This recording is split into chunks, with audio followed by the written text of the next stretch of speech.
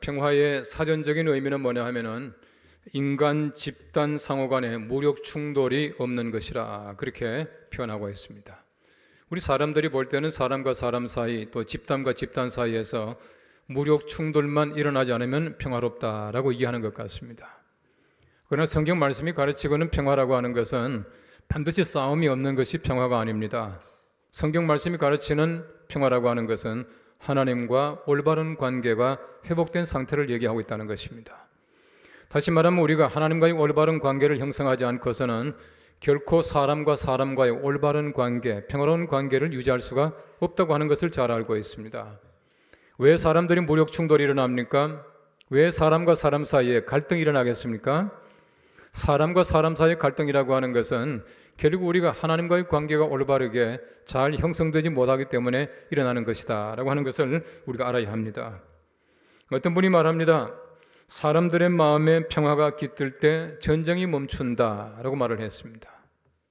우리 사람들은 말합니다. 전쟁이 멈출 때 평화가 깃든다라고 말하지만은 하나님의 사람들은 마음속에 평화가 깃들 때 전쟁이 멈출 수 있다라고 말하고 있는 것입니다. 성경 말씀이 가르치고는 하나님의 평화, 샬롬이 무엇이겠습니까? 이 샬롬이라고 하는 것은 하나님과의 관계가 올바르게 형성될 때에 하나님께서 사람들에게 주시는 은총이 샬롬입니다. 다른 말로 하면은 이 샬롬이라고 하는 말은 하나님께 해당되는 하나님만이 주실 수 있는 그 평안을 우리 샬롬이라고 그렇게 말하고 있는 것이에요. 여러분, 시인 단테가 말합니다. 그분의 뜻 안에 우리의 평화가 있다라고 말을 했습니다. 그분의 뜻 안에, 하나님의 뜻 안에 우리 평화가 있는 것이에요. 여러분, 적어도 우리가 평화하기 위해서는 하나님의 뜻 안에 살아가야 합니다. 하나님과 멀리 떨어져서 우리가 절대로 평화할 수가 없어요. 다시 말하면 하나님 밖에서는 진정한 평화가 없다고 하는 것입니다. 내가 하나님 안에 산다고 하는 것이 얼마나 기쁜 일입니까? 내가 하나님의 뜻 안에서 살아간다고 하는 것이 얼마나 평화로운 일입니까? 우리 사람들은 평화를 잘 알지 못하고 살아가요. 하나님 밖에서는 절대로 평화를 추구할 수가 없다고 하는 것입니다. 그리고 우리 성경 말씀 로마서 5장 1절 말씀에는 말합니다. 그러므로 우리가 믿음으로 의롭다 하심을 받았으니 우리 주 예수 그리스도로 말미암아 하나님과 더불어서 화평을 누리자라고 말하고 있어요. 이 말을 잘 보십시오. 우리가 믿음으로 의롭다 하심을 얻었은즉, 이 말은 내가 예수 그리스도로 말미암아 구원받았다는 얘기입니다. 다시 말하면 내가 예수 믿음으로 말미암아 구원받았습니다. 이것이야말로 가장 중요한 평화의 조건이라고 하는 것이에요. 내가 세상에서 아무리 많은 돈을 가지고 있고 아무리 많은 지식을 쌓고 있고 내가 아무리 지위가 높아졌다고 하더라도 구원받지 못한 상태는 평화로운 상태가 아니에요. 내가 세상에 살아가면서 때때로 지위도 높지 못합니다. 재물도 없습니다. 그리고 내가 병약합니다. 그럼에도 불구하고 내가 정말 믿음으로 말미암아 구원받았습니다 라고 하는 확신이 있습니다. 이 구원받았다라고 하는 것이 얼마나 큰 평화인지 몰라요. 이런 사람들은 누구나 다가 내세에 대한, 영생에 대한 갈구가 있습니다. 이 땅에서 아무리 잘 살아도 우리가 죽음 이후에 아무것도 없다면 사람들이 평화하지 못해요. 그러므로 내가 예수 그리스도로 말미암아 구원받았습니다. 이것이야말로 가장 큰 평화의 조건이 된다는 얘기입니다. 여러분 보십시오. 그리스도로 말미암아 그랬지 않습니까? 그리스도로 말미암아 무슨 말일까요? 예수 그리스도를 통해서 내가 평화를 얻는 것입니다. 예수 그리스도를 통하지 않으면 절대로 평화가 있을 수가 없어요. 다시 말하면 예수 그리스도의 십자가로 말미암아 내가 평화하게 되는 것입니다. 오늘 성경 말씀 보십시오. 십자가의 피로 말미암아 이루어진 화평이에요. 십자가의 피는 바로 화평입니다. 예수 그리스도로 말미암아, 예수님의 십자가로 말미암아 우리에게는 화평이 주어졌다는 얘기입니다. 예수님께서는 화평하게 하기 위해서 십자가에 매달리셨고 피를 흘리셨고 죽으셨다라고 하는 말입니다. 우리 예수님 부활하신 다음에 보십시오. 이 제자들을 만났을 때 제자들이 얼마나 기뻐했겠습니까? 정말 예수님께서 살아나리라 말씀하신 대로 살아났으니까 아마 제자들 마음속에 굉장히 기뻤을 것이에요. 그런데 보십시오. 제자들이 예수님 잡혀갑니다. 재판받습니다. 십자가에 매달리십니다. 돌아가셨습니다. 무덤에 들어가셨습니다.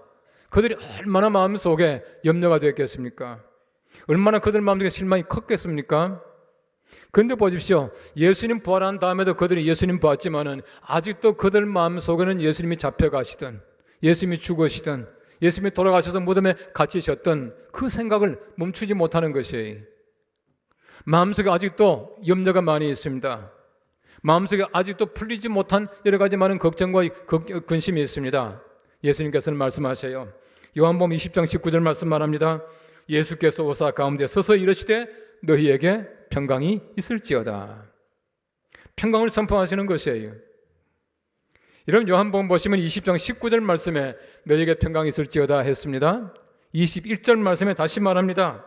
예수께서 또 이르시되 너희에게 평강이 있을지어다. 왜 두 번 반복해서 말했겠습니까?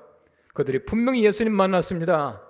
얼굴에 보니까 웃음이 띄고 있습니다. 그런데 예수님께서 원하시는 것은 얼굴의 웃음이 아니라 마음속의 평안이, 마음의 웃음이에요. 그들의 얼굴은 웃고 있지만은 마음이 웃고 있지 못합니다. 아직도 마음속에 무엇인가 염려가 많이 있습니다. 예수님 돌아가시던 그 생각 속에서 아직도 걱정이 있습니다. 슬픔이 있습니다. 실망이 있습니다. 예수님께서는 두 번씩이나 반복해서 평강이 있을지어다 말씀하셔요. 얼굴만 웃지 말고 마음이 웃어라, 그렇게 말씀하고 계세요. 우리는 때때로 그럴 때가 얼마나 많습니까? 얼굴은 분명히 내가 기뻐합니다. 내가 기쁘다 말합니다. 그러나 내 마음속에 가지고 있던 문제를 풀지 못하고 살아갈 때가 얼마나 많은지 몰라요. 진정한 평안이라고 하는 것은 우리 마음속에 웃음이 있어야 합니다. 우리 마음속에 걱정과 근심이 없어야 해요. 이걸 가지고 내가 아무리 웃는다고 하더라도 평안합니다라고 소리 지르지만은 평안한 것이 아니지 않겠습니까? 예수님께서 우리에게 주신 것은 바로 그런 평안이라고 하는 얘기예요. 예수님께서는 이미 우리들에게 평안을 주셨습니다. 이 평안을 다 소유할 수 있게 되기를 바랍니다. 오늘 성경 말씀 첫째는 말합니다. 예수님은 자기와 화목하게 되는 것을 기뻐하십니다 라고 말하고 있습니다. 오늘 성경 말씀 골로새서 1장 20절 말씀 보십시오. 그의 십자가의 피로 화평을 이루사 만물 곧 땅에 있는 것들이나 하늘에 있는 것들이나 그로 말미암아 자기와 화목하게 되기를 기뻐하심이라 라고 말하고 있습니다. 하나님께서는 예수 그리스도를 통하여 우리가 화목하게 되기를 원하고 계세요. 우리가 죄를 지음으로 말미암아 하나님과 우리 사이가 벌어졌습니다. 그리고는 하나님과 우리 사이가 불화하게 됐다는 얘기입니다. 예수님이 이 땅에 오심으로 말미암아 화목하게 하십니다. 중간에 모든 담을 다 허시고 하나님과 우리 사이가 하나 되게 하시고 화해자로 오셔서 피를 뿌리신 것이에요. 예수님께서는 그 피를 뿌리심으로 말미암아 우리 모두가 하나님과 화목하게 하시고 화해하게 만드신 것입니다. 이런 구약의 제사를 보십시오. 소나 양이나 염소나 비둘기나 잡습니다. 잡아 피를 흘립니다. 죽입니다. 죽여서 피를 흘림으로 말미암아 제사가 완성되는 것이에요. 하나님께서 기쁘게 받으시는 겁니다. 성경 말씀 보시면 하나님께서 제사를 드릴 때에 전부 태우지 않습니까? 번제라고 하는 것, 소를 다 태워요. 다 태우는 그 향기가 하나님께서는 그렇게 흠명하셨다, 기쁘게 하나님께서는 맞이하셨다, 그렇게 말하고 있어요. 여러분 보십시오. 고기 굽는 냄새 반드시 좋은 것만은 아니에요. 여러분 사람 머리카락 태우는 냄새 기억하세요? 옛날 촛불 지직하는 거 참 재미없는 냄새예요. 하나님이 그걸 그렇게 기뻐하셨다는 얘기입니다. 왜 하나님이 기뻐하셨겠습니까? 다 태워드림으로 말미암아 하나님께서 사람에게 접근하시고 사람이 하나님과 가까워졌다는 얘기입니다. 그래 하나님이 기뻐하셔요. 하나님께서는 바로 화목해 되심을 기뻐하셨다라고 말하고 있는 것입니다. 우리 예수님의 십자가라고 하는 것은 더 이상 소를 잡지 않습니다. 염소나 양이 필요 없습니다. 예수님께서는 한 번 십자가에서 피를 흘리심으로 말미암아 소가 흘릴 그 피를, 양과 염소가 흘릴 그 피를 예수님께서 대신하셨다라고 하는 것입니다. 그래서 히브리서 9장 12절 말씀 말합니다. 염소와 송아지의 피로 하지 아니하고 오직 자기의 피로 영원한 속죄를 이루사 단번에 성소에 들어가셨나니 라고 말씀하고 있습니다. 예수님께서는 한 번으로 영원하게 모든 사람들에게 피를 흘리심으로 말미암아 화평케 하셨다라고 말씀하고 있는 것이에요. 예수님께서는 한 번 죽으셨지만은 모든 사람을 위한 죽음이었습니다. 예수님께서는 한 번 뿌리셨지만은 모든 사람을 위해서 뿌리는 바로 피의 화목제물이 되었다라고 말씀하고 있는 것이에요. 여러분 화평을 이루사라고 하는 이 말은 굉장히 중요한 말입니다. 예수님께서는 화평을 이루시기 위해서 생명 바치셨거든요. 성경 말씀이 가르치는 것은 바로 그겁니다. 생명 얻기 위해서는 생명을 바쳐야 된다는 겁니다.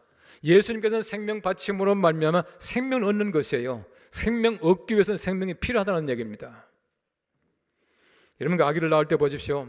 아기를 낳을 때에 정말 얼마나 힘이 들겠습니까? 새로운 생명 탄생시키기 위해서는 어머니들은 정말 생명 바치는 그 해산의 고통을 하게 되는 것이에요.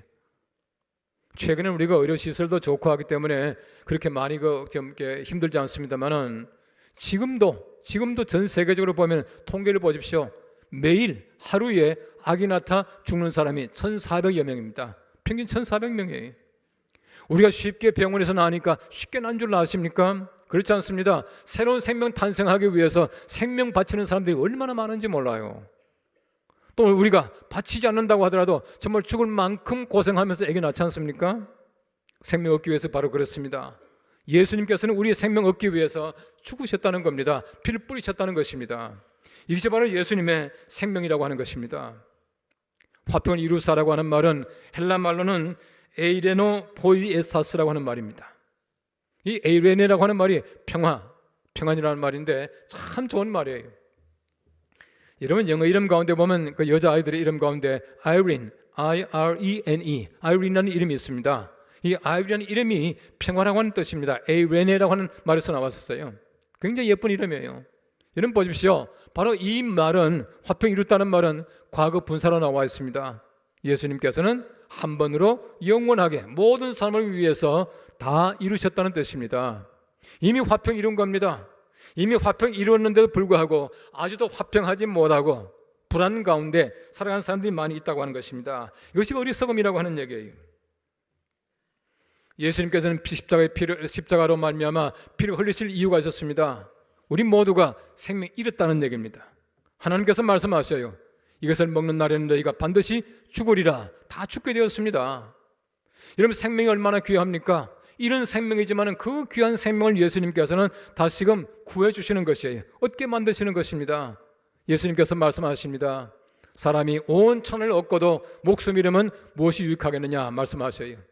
그 귀한 생명 얻기 위해서 예수님께서는 생명 버리심으로 말미암아 생명 찾게 하시는 것, 이것이 곧 예수님께서 우리에게 주시는 은총이었다는 것입니다. 제가 신학교를 졸업하고 공부하러 갈 무렵에 마음속에 상당히 제 혼자서 고민을 많이 했습니다. 앞으로 공부하고 와서 뭘 할 것인가. 저 공부는 하고 싶고 공부한다면 뭘 할 것인가를 계획해야 되잖아요. 갔다 와서 내가 교수가 되어가 학교에서 가르칠 것인가. 제가 어릴 때 막연하게 가지고 있던 선교사의 꿈을 이루기 위해서 선교사로 나갈 것인가, 아니면 내가 목회를 하면서 교회를 섬길 것인가, 여러 가지 많은 계획을 해봤습니다. 생각해보니까 이게 제일 좋은 길이에요. 제가 미국 가기 전에 교회에 있을 때에 이 교회 안에서는 여러 가지 많은 갈등이 있습니다. 사람과 사람 사이에 다툼이 있고요, 또 교육자들 사이에도 또 마음이 더 틀어지는 경우도 있고, 또 교육자와 뭐 이렇게 교직원 사이에서 또 뭐가 다투었다는 얘기도 들려오고 그래요. 그런 말 들릴 때마다 저는요, 다투었다는 사람들을 따로따로 만납니다. 만나서 밥 사주고 설득하고 달래고 해서 돈이 많이 들어갔어요. 두 사람 화해시켜주는 거예요. 여러분 적어도 우리가 사람과 사람 사이의 작은 화해도 시간이 많이 필요하더라고요. 제 에너지가 얼마나 많이 소모되겠습니까? 제 돈도 제법 많이 들어갔거든요. 때때로 보면은 양쪽에서 저를 오해하는 경우도 있어요. 여러분 예수님 마찬가지였습니다. 예수님이 그 놀라우신 하나님의 은총 가운데서 살리셨지만은 얼마나 위대한 에너지를 소모하셨는지 몰라요. 얼마나 많은 돈을 뿌리셨는지 모릅니다. 예수님께서 얼마나 많이 고통 가운데서 우리를 화해시켰는지 모른다는 것입니다. 이것이 곧 예수 그리스도의 화해라고 하는 것이에요. 여러분 성경 말씀 고린도후서 5장 18절 말씀 말합니다. 모든 것이 하나님께로서 났으며 그가 그리스도로 말미암아 우리를 자기와 화목하게 하시고 또 우리에게 화목하게 하는 직분을 주셨으니 라고 말씀하고 있습니다. 여러분 적어도 우리가 예수 그리스도로 말미암아 화목되었더라면 내가 세상에 나가서 많은 사람들에게 화목하게 하는 직분을 가진 것이란 말입니다. 적어도 우리가 세상에 나가서 화목하게 해야 한다는 것입니다. 이것이 곧 우리가 화목된 사람의 책임이라고 하는 것이에요. 대만에 가보시면은 대만의 원주민 고산족이라고 하는 원주민이 있습니다. 이 고산족들 가운데는 예수 믿는 사람이 굉장히 많아요. 이 고산족은 기독교 신자율이 퍼센테이지가 90% 이상 된다 그렇게 말하고 있습니다. 선교사들이 처음 가서 소위 말하는 도시민들이 아니라 저 산속에 올라가서 이 고산족들에게 전도를 많이 했대요. 지금도 고산족 교회들이 굉장히 많이 있습니다. 그런데 아주 좋은 그 얘기가 전해 내려오고 있습니다. 선교사였던 오봉이라고 하는 사람이 있었어요. 이 오봉이라는 사람은 굉장히 사랑이 많고 또 말씀을 잘 전했는데 아라산이라고 하는 곳에 가서 아주 그 원주민들을 전도하게 되었습니다. 오지 마을에 들어갔습니다. 근데 그 마을에 들어가 보니까 그 원주민들이 아주 좋지 못한 풍습을 가지고 있어요. 사람의 목을 쳐서 소위 말하는 사람의 머리를 가지고 제사를 드리는 풍습이 있었답니다. 그들이 제사를 드리려고 할 때마다 오봉이 말립니다. 다음에 하자, 다음에 하자. 하지 말라는 얘기는 못하겠고 자꾸 미룹니다. 다음에 하자, 내년에 하자. 자꾸 미뤘었어요. 근데 원주민들이 3년이 지나게 되니까 더 이상 참아주질 않습니다. 이제 더 이상 참지 않습니다. 우리가 사람의 목을 잘라서 제사를 드려야 되겠습니다. 그들이 고집을 했습니다. 그때 오봉이 말합니다. 몇 월 며칠 몇 시에 어느 산에 올라가 보면 해 뜰 무렵에 가면은 어떤 사람이 빨간 옷을 입고 빨간 두건을 쓰고 나타나게 될 것이다. 그 사람 목을 쳐서 그것을 가지고 제사를 드려라. 그리고는 다시는 사람을 목을 쳐서 제사 드리는 것을 하지 말면 좋겠다라고 권했습니다. 사람들이 굉장히 기대를 했습니다. 도대체 어떤 사람인데 우리 존경하는 오봉 선교사님께서 허락하신 사람이 있을까? 정말 그 시를 기대하면서 올라갔습니다. 해가 뜰 무렵이 되었습니다. 빨간 옷을 입고 빨간 두건을 쓴 사람이 나타났습니다. 얼른 목을 쳤습니다. 목을 쳐서 두건을 벗기고 나서 보니까 바로 그 사람이 오봉이었다는 것이에요. 자기를 희생시킴으로 말미암아 나쁜 습관을 고치게 하려고 하는 바로 그 선교사의 노력으로 말미암아 그 마을의 사람들에게 그 좋지 못한 제사 습관이 없어졌다는 것이에요. 지금도 오봉 선교사가 이 세상을 떠나는 길이 되게 되면 모든 동네 사람들이 전부 빨간 옷을 입고 나와서 함께 제사를 드린다는 그런 말을 제가 들었습니다. 우리 예수 그리스도께서 십자가로 말미암아 우리 모든 사람들을 화해케 하셨다는 뜻이에요. 오늘 성경 말씀 두 번째는 말합니다. 화목하게 하셔서 거룩하고 흠없고 책망할 것이 없게 하셨다라고 말하고 있습니다. 우리 사람들을 보십시오. 책망할 것이 얼마나 많은지 몰라요. 오늘 성경 말씀 1장 22절 말씀에는 말합니다. 이제는 그의 육체로 죽음으로 말미암아 화목하게 하사 너희를 거룩하고 흠없고 책망할 것이 없는 자로 그 앞에 세우고자 하셨으니 라고 말하고 있습니다. 예수님께서는 피를 뿌리심으로 말미암아 우리를 거룩하게 만들어 주셨어요. 우리 거룩합니까? 거룩하지 못한 사람을 거룩하게 변화시켜 주시는 것이에요. 우리에게 흠이 없습니까? 얼마나 흠이 많습니까? 그럼에도 불구하고 예수 그리스도의 피로 말미암아 흠이 없게 만들어 주시겠다 말씀하셔요. 우리가 책망할 것이 없습니까? 얼마나 책망할 것이 많이 있습니까? 그런데 그 피로 말미암아 책망할 것이 없어지게 만드셨다는 것입니다. 우리가 하나님 앞에 설만합니까?